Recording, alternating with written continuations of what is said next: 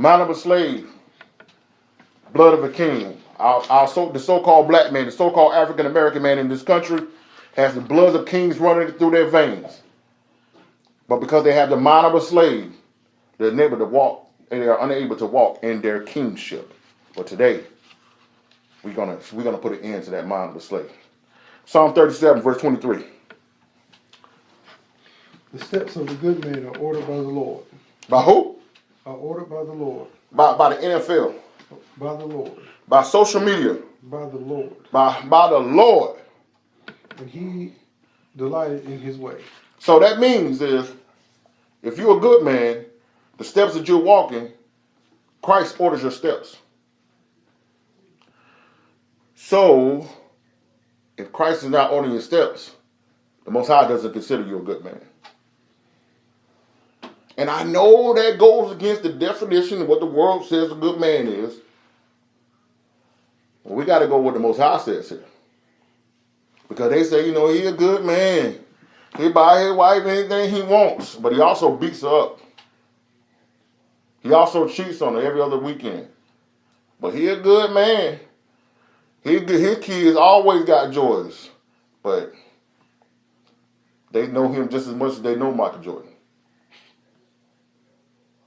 So he said, what? The steps of a good man are what? Ordered by the Lord. By the fads. Ordered by the Lord. By rap music. By the Lord. By the times. By the Lord. By the Lord. And even if you're in church, it didn't say the steps are ordered by your pastor, did it? Because if the pastor's following Christ, you're good. But if your pastor's following denominations, you're following doctrines of men, and you're following that, your steps are not ordered by the Lord. And the Most High said he delights in his way. So the Most High delights when you are following his steps. Verse 24. Though he fall, he shall not be utterly cast down. So that means, listen to that right there. Even though the Most High is ordering his steps, he's still going to make a mistake. He ain't going to be perfect. He will fall sometimes. He will, make a mistake and fall into sin. It's not about a perfect thing. Okay? This is what we got to understand. The Most High doesn't expect you to be perfect, but he needs you to be constantly, daily striving for perfection. So he says he will fall, but what? He shall not be utterly cast down, Mm-hmm. for the Lord upholdeth him with his hand. He uphold you. That's what that grace will do. See, we all gonna fall. We all gonna see ourselves in a position in a time where we're living outside of the will of the Most High. But that grace of the Most High will cushion you. So he said, what? Even though we fall, that his hand will do what? He shall not be utterly cast down, for the Lord upholdeth him with his hand. Ain't that a blessing?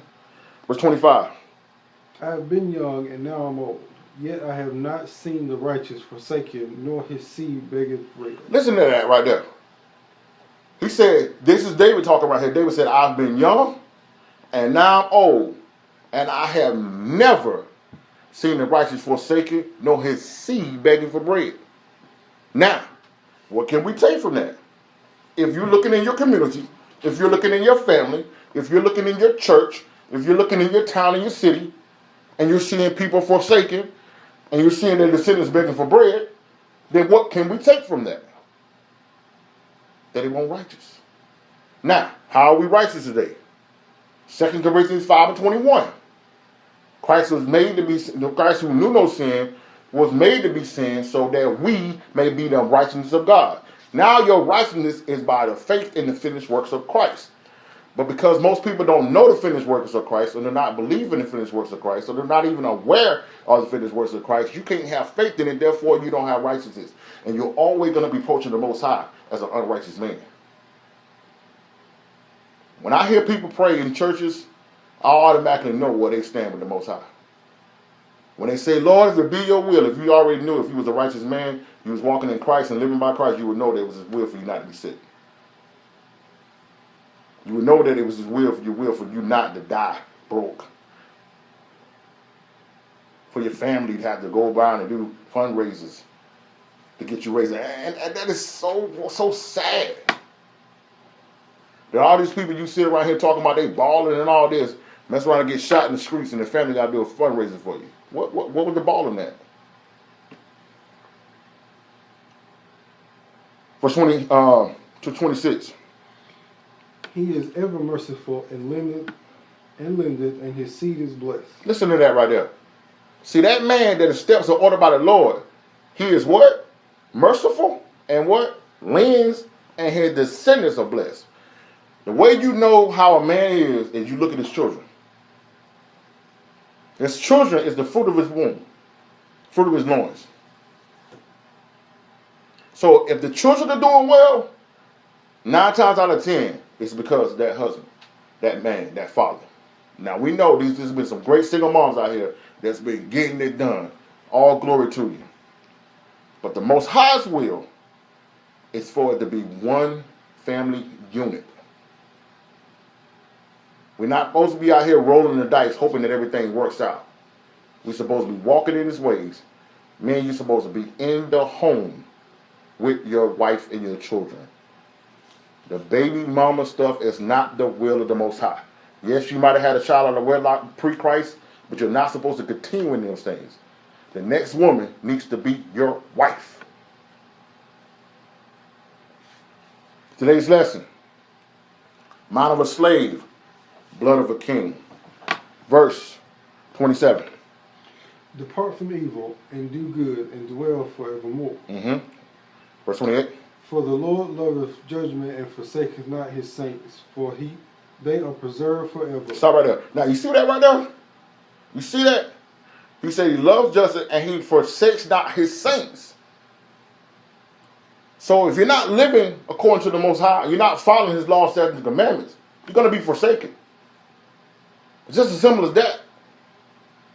And he said he would do. He said that he preserved them forever. But look at that last part of it. But the seed of the wicked shall be cut off. But the seeds of the wicked shall be cut off. Men, do you want your children to be cut off? Do you want your children to be outside of the will of the Most High? Outside of the protection of the Most High? Outside of the love of the Most High? Then you need to come from being wicked. You need to go away from your wicked ways, and you need to come home to the Father. Not only for your sake, but for your seed. Today's lesson. Mind of a slave, blood of a king. Let's go to John 10:10. John the 10th chapter. Now, Jay, I want you to give a read of this. Then we're going to put that link in there, and we're going to go over some things. Now, some of you that just coming on with us right now, you wasn't in here, you wasn't on at the beginning. We talked about how the vision that the enemy has painted for us and set up for us to get us to follow a false image of how in the 40s, 50s, and 60s, our heroes was preachers and community leaders and entrepreneurs. But how they switched with the movies in the 70s, 80s, and 90s to get us off of the path and to start living outside of the will of the Most High. Now everybody went from relying on Christ and the Most High to relying on civil rights and affirmative action to do something for them. Civil rights, government, education. When we didn't have any of those things, and we were very successful pre-civil rights. Yeah, we were going through things in the South and being discriminated against, but it couldn't stop us. The community was still flourishing. The churches were still flourishing. But once we went from the church to the White House, everything been down ever since that point. Now, put that link in there for them. We're going to read some extra from this. But in order to set this article up, I need to read this scripture so you can understand what we're talking about here. Yeah, the one about hip-hop. Because it's really sad that I have conversations with people a lot, right? You know, I deal with a lot of people who rap for Christ. I got a lot of my homeboys, a lot of my people. Shout out to T-Shep, shout out to GP, shout out to Deacon Authority, shout out to Big Hurt, shout out to all the peoples that letting the Most High use you, rapping for Christ. And We don't understand how rap music has been used as a weapon against our community. And I have conversations with people. I'm talking about people in the church. I'm not talking about people in the world. And I ask them, I say, yo, how in the world are you still listening to this music? It glorifies everything that you say you're against. And I say, yo, I try to put them on to you. Check this out right here. Check this guy. Check this crowd out. Check this Trick Lee out. Check this guy out. At all my events, I bring in Christian rappers, so-called Christian rappers. And the majority of the people in the church just automatically rejects it. Like, I don't want to hear that. But yet, they listen to secular rap. And it's very confusing to me. Like, how you still listen to Power 98, to 102, to 99.1, and all the other secular stations, but then call yourself a follower of Christ when everything in those music stands complete opposite of what you say you stand for. And not only are they listening to it, they pass it on to their children. So you got young boys and girls out here who can rap Future up and down. And you ask them, yo, quote the 23rd song. I ain't never heard that before. Yo, what did Christ say about, I don't know. Give me that Future line. Give me that Wayne. Give me that Jeezy. But if I tell them, ask for some of this, they don't know any of it. And you know why? Because your parents ain't never gave it to them. And it's really, really disheartening. And you don't even realize, we're about to show you here in a minute, how rap music has been used as a weapon to destroy our community. Read John 10 and 10 for him right quick, and then we're going to go into this article. The thief cometh not, but for to steal and to kill. Okay, he said, well, I come not, but for what? But for to kill and to steal and to kill and to destroy. I am come that they might have life and they might have it more abundantly. Wow. So the thief, which is the devil, comes only but to steal, kill, and to destroy. Now, this is what's sad about it, is because you will hear people say, like, you know what I'm saying, you got to have a little world in you to be able to be successful. Anybody that's only heavenly minded can do the earth no good. And I'm like, what kind of sense does that make? When Paul said, he who is carnally minded cannot inherit the things of God. It disturbs me that our people think that having some devil in you is going to help you be blessed. I mean, I just don't understand that mentality. Like, it confounds me. It really confounds me. I just don't get it. And I know that when I first got saved, don't get it twisted, I was still listening to Biggie. I was still listening to Jay. Okay? I was still listening to these things. So I'm not talking about somebody who just came into Christ and you're still filtering some things out of your life. I'm talking about people in the church for years. And every time an album come out, you got it. Yo, you got that new Lecrae? Who was that? You got that Andy Menino? I don't know who that is. Who is Triple E? I have no idea. People who are rapping Christ, you don't know anything about it. You won't even give them a time of the day. But hey, I got that Migos though. I definitely got that Migos. Now, let's look into this letter. Go into this letter, Jay, and this is a anonymous letter that was written to a hip-hop blog a few years ago.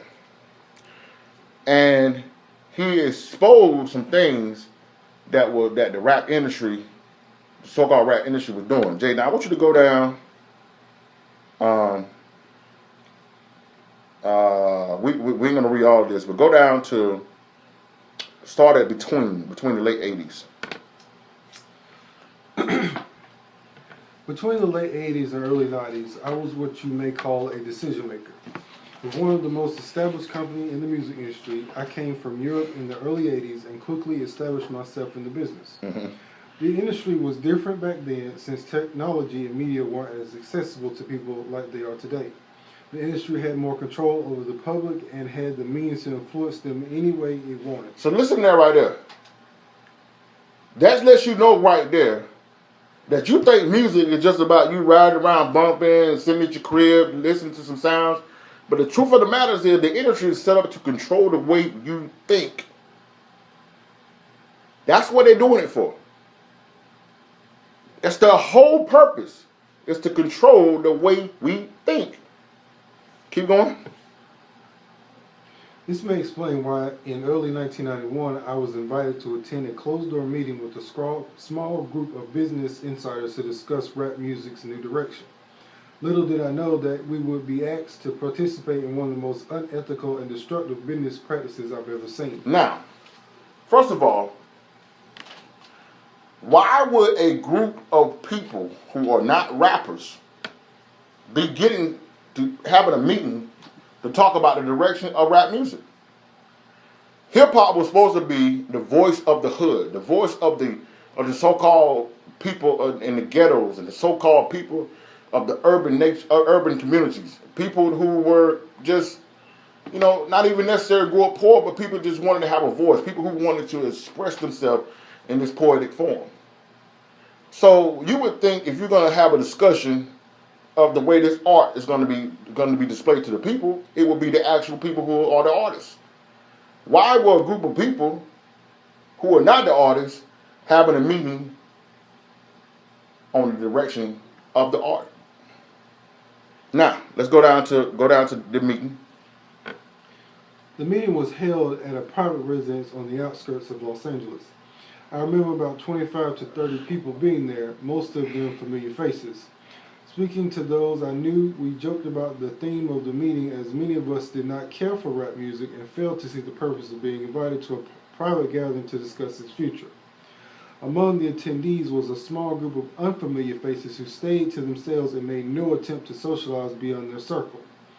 Based on their behavior and formal appearances, they did not seem to be in our industry.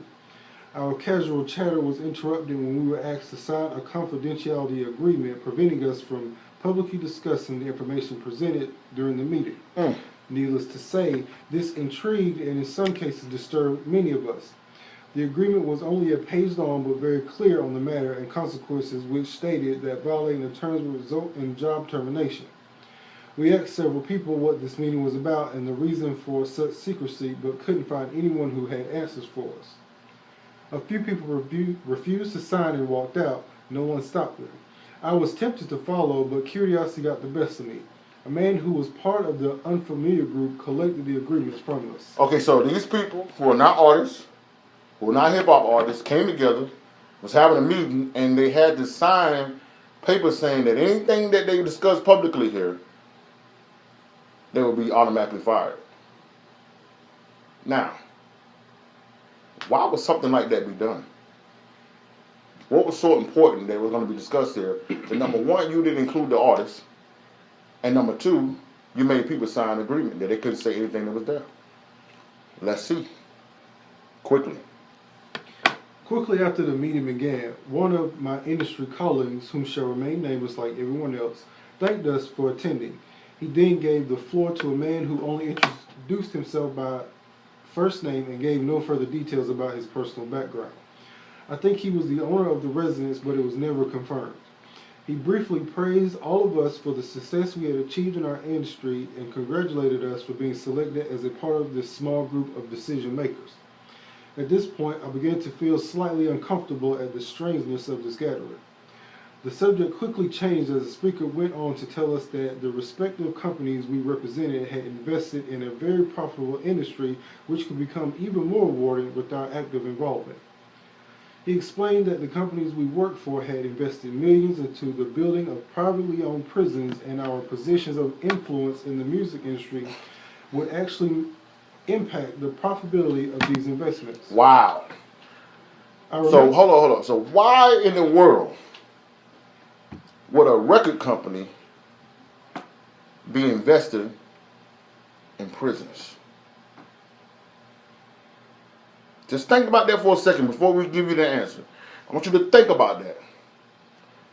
That people who are putting out music would be investing in the building of prisons.